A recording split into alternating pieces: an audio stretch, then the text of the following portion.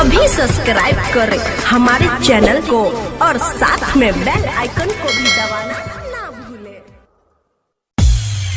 बोली बोली छठी मैया की विकास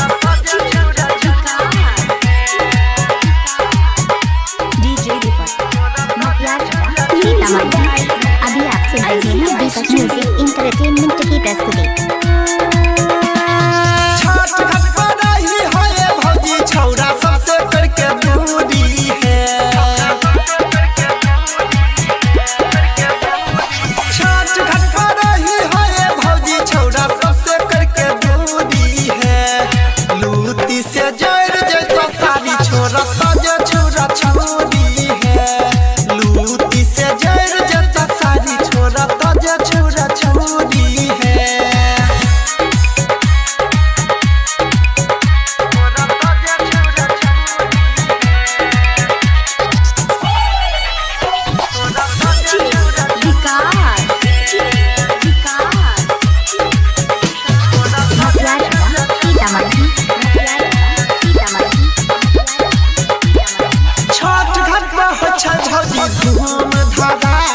मोबाइल नंबर 79829442 से जर जता सारी छोरा ताजे छोरा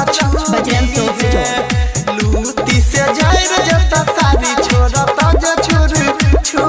है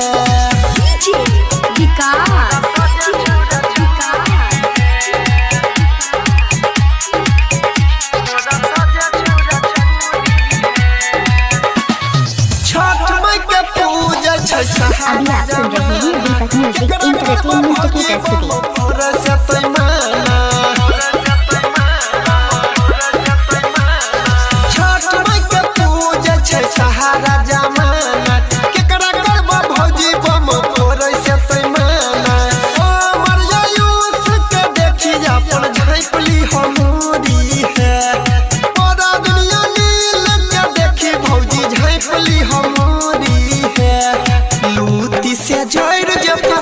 छोरा ताजे छोरा छोरी है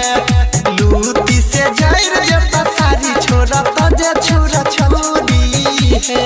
घाट घाट पर रही है भौजी छोरा सबसे करके दूरी है